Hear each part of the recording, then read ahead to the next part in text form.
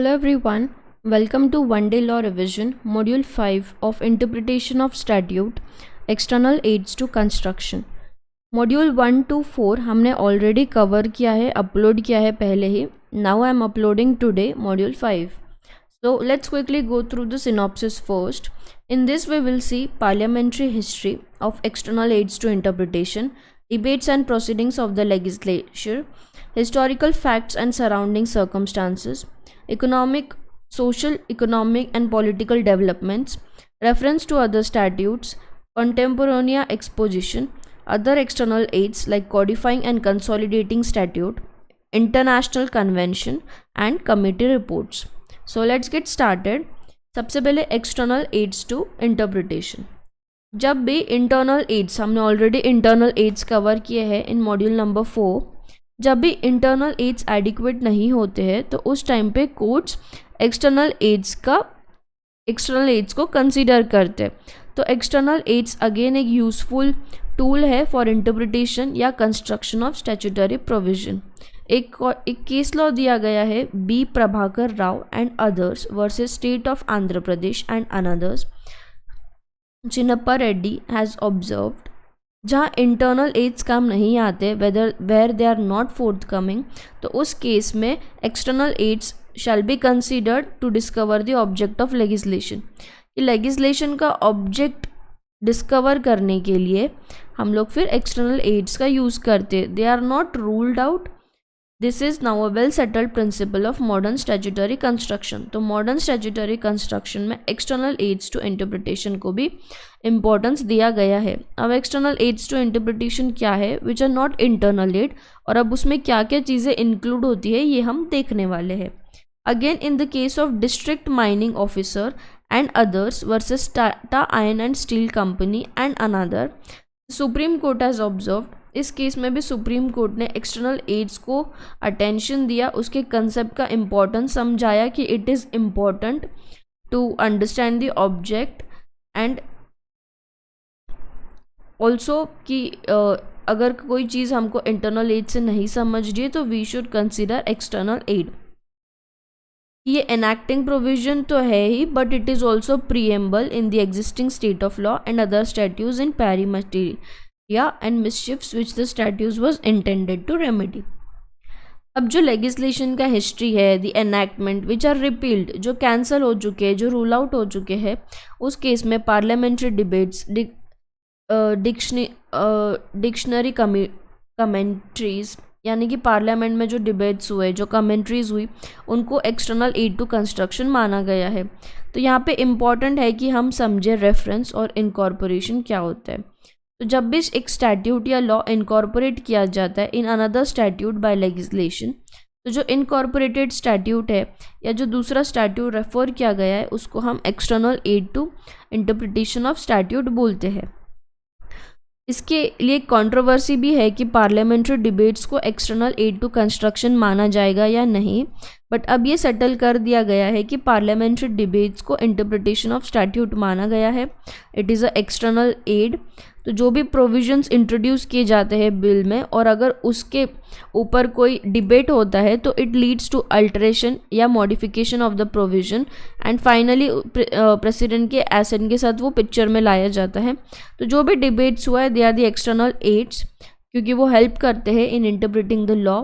उसके पीछे हमें रीज़न समझता है कि क्यों ये जो ऑलरेडी जो एग्जिस्टिंग रूल था उसमें क्यों मॉडिफिकेशन लाया गया, क्यों उसमें कोई एडिशन किया गया. तो ये एक हिस्ट्री क्रिएट करते हैं, वो हेल्प करते हैं in understanding the purpose of the act. Parliamentary history means, अब parliamentary history means conception of an idea. It includes, definition inclusive है, ठीक है. Parliamentary history it includes the conception of an idea, drafting of the bill, debates made, amendments proposed, speeches made by the mover of the bill etcetera. अब speeches by mover of the bill बोला है, not speeches by members of parliament, ठीक है. Papers placed before the cabinet which took the decision for the introduction of the bill are not relevant since this paper are not placed before the parliament. तो जो papers cabinet के सामने रखे जाते हैं they are not external aids to construction, ठीक है. अब एक सुप्रीम कोर्ट का केस है SR Chaudhary versus state of Punjab and others. वहाँ ये जजमेंट था कि एक सेटल्ड पोजीशन में या जो डिबेट होता है कॉन्स्टिट्यूंट असेंबली में, उसको एक्सटर्नल एड्स टू इंटरप्रिटेशन माना जा सकता है whenever there is no clarity, but जो डिबेट हो रहा है उसमें speeches of the mover of the bill will be included and speeches of other members will not be included. So there is a difference between speeches of other members and speeches of movers of the bill. Regarding speeches made by member of parliament at the time of consideration of bill, जो speeches member of parliament देते हैं at the time of bill, it was held in case law KS Paripuran versus state of Kerala and others. They are also not admissible. वो भी admissible नहीं है as a external aid to interpretation of statutory provision. पर अगर वो speeches mover of the bill या ministers ने दिए हैं देन उनको हम इंक्लूड करते हैं in the external aids of interpretation. Historical facts of statute or external circumstances in which it is enacted. तो हिस्टोरिकल फैक्ट्स को भी कंसीडर किया गया है। किसी भी लेजिस्लेशन का इंटेंशन समझने के लिए उसका हिस्ट्री देखा जाता है कि किस तरीके से या व्हाट वाज द पर्पस कि हमने उसे क्यों पिक्चर में लाया, उसका ऑब्जेक्ट समझने के लिए, रीज़न समझने के लिए वेरियस रिपोर्ट्स आर कंसीडर्ड। तो ये सब चीज़ों को एक्सटर्नल एड माना गया है। The bill and reports of the selected committee are not legitimate material for arriving at the construction of statute, that is for finding the meaning of words. Parliamentary debates को भी include किया गया है but court is concern only with that legislature actually said in the statute. जो relevant है उसी को consider किया गया है। Plain words cannot be limited by any consideration of policy. अगर कोई एरोनियस अजम्पशन है by legislature as to state of law तो उसका कोई इफेक्ट नहीं रहेगा and it would not become a substantive enactment, मतलब उसको इंक्लूड नहीं किया जाएगा एज अ एक्सटर्नल एड।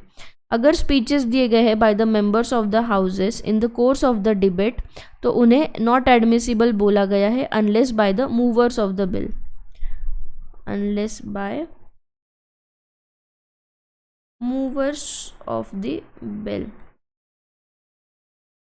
कोई एक्सेप्टेंस या rejection in the amendment of bill जो कि ordinary course of parliamentary proceeding में हुआ था as a part of pre enactment history of a statute, तो वो एक अगर वैल्यूएबल लाइट देता है to the intention of legislature कि किस इंटेंशन से वो बनाया गया था, तो it can be used to interpret the reason या पर्पस। तो उस केस में it will be included as a external aid to interpretation. Social, political and economic developments and scientific invention. किसी भी स्टैट्यूट को इंटरप्रेट करते टाइम पे जो भी रिलेवेंट चेंजेस हुए इन द सोशल कंडीशंस या टेक्नोलॉजी उसको ड्यू वेटेज देना चाहिए, उनको कंसीडर करके ही you have to interpret the statute. तो these are the external aids to interpretation कि ये चारों चीज़ों को कंसीडर करो before interpreting the statute, otherwise statute can not be interpreted. Reference to other statutes. अगर कोई स्टैट्यूट या स्टैट्यूटरी प्रोविज़न को इंटरप्रेट करने के लिए अगर दूसरे स्टैट्यूट का रेफरेंस लगता है तो उसे हम स्टैट्यूटरी एड या स्टैट्यूटरी हेल्प बोलेंगे। तो अगर कोई अर्लियर स्टैट्यूट को यूज़ करके दूसरे स्टैट्यूट को समझा जा रहा है तो in that case it is reference to other statute. ये भी एक एक्सटर्नल एड टू इंटरप्रिटेशन है। एग्जाम्पल के तौर पे the limitation act and the general clauses act ये स्टैट्यूटरी एड के एग्जाम्पल्स है। Foreign decisions, judgments and foreign statutes.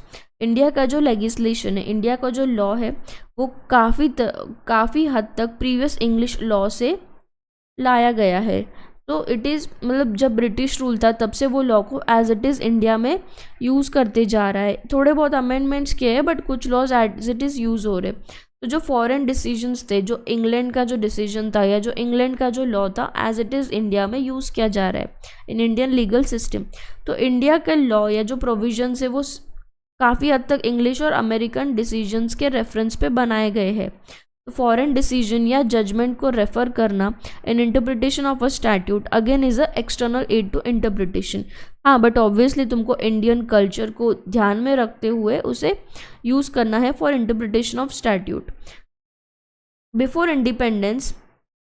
Before the establishment of apex court in India, यानी कि सुप्रीम कोर्ट, जो भी अपील्स होते थे इंडियन हाई कोर्ट के, वो प्रिवेसी काउंसिल में सुने जाते थे and they were followed and applied in Indian courts. अभी भी कहीं जगह पे इंडिया में, जैसे कि इंडियन पेनल कोड 1860 है, इंडियन एविडेंस एक्ट 1872 है, ये एक्ट्स ब्रिटिश पार्लियामेंट ने ड्राफ्ट किए हैं और अभी भी ये इंडियन कोर्ट्स में अप्लाई किए जाते हैं। कंटेम्पोरेनिया एक्सपोजियो और कंटेम्पोरेनियस एक्सपोजिशन और construction. Contemporanea means same time same period और एक्सपोजिशन मतलब एक्सप्रेशन। तो कंटेम्पोरेरी एक्सपोजिशन मीन्स एक स्टैट्यूट को इंटरप्रेट करना या किसी डॉक्यूमेंट को इंटरप्रेट करना by referring to the expression या एक्सपोजिशन जो उसे मिला है from a contemporary authority. The rule of contemporaneous expositio was coined by the first time by Lord Coke in एक केस लॉ है R.S. Nayak versus A.R. Anjuli 1984। Supreme Court construed Section 21 of IPC 1860 by referring to the principle of contemporaneous expositio, and in that it was held that member of Legislative Assembly MLA is not a public servant as defined in the section. MLA is not a public servant. Coding statute, coding law, ये एक ऐसा law है जो clarify करता है law की eternity of a particular subject.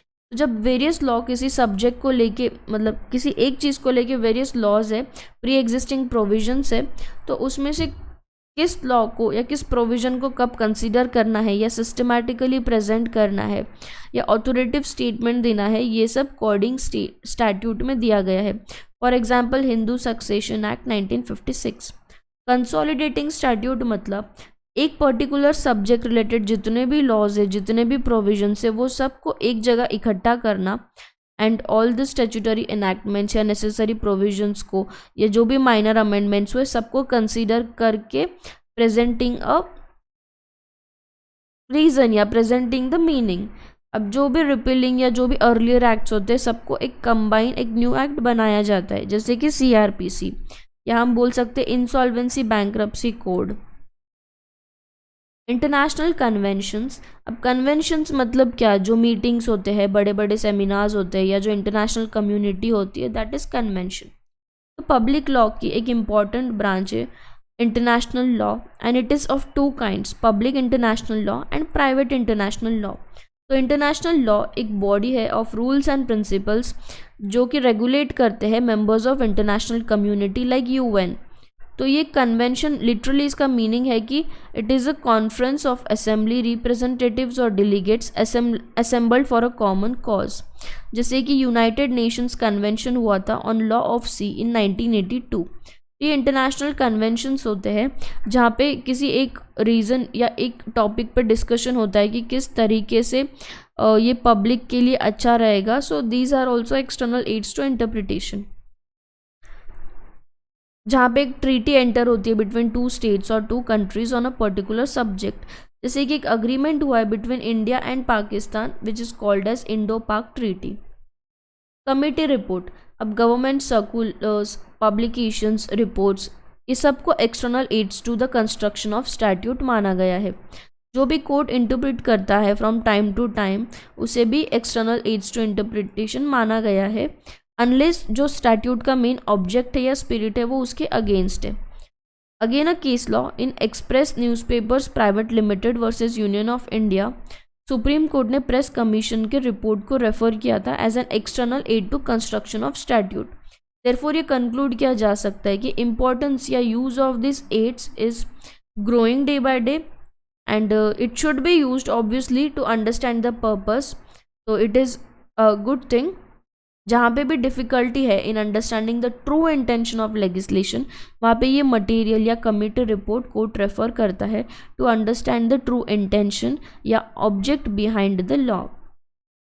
Of course India में कोई कंसिस्टेंट या यूनिफॉर्म अप्रोच नहीं है किसी भी एक्सट्रिंसिक मटेरियल को लेके इन डिटरमाइनिंग द मीनिंग या in taking the help of it for the purpose of interpretation, but फिर भी इंडिविजुअल या कलेक्टिवली कमेटी रिपोर्ट्स को यूजफुल माना गया है in interpreting the statute up to some extent. तो again they are external aid to the construction of statute या interpretation of statute. तो ये एक छोटा और अच्छा मॉड्यूल था on external aids to construction और interpretation of statute. So I hope you understood. Thank you for watching. All the best.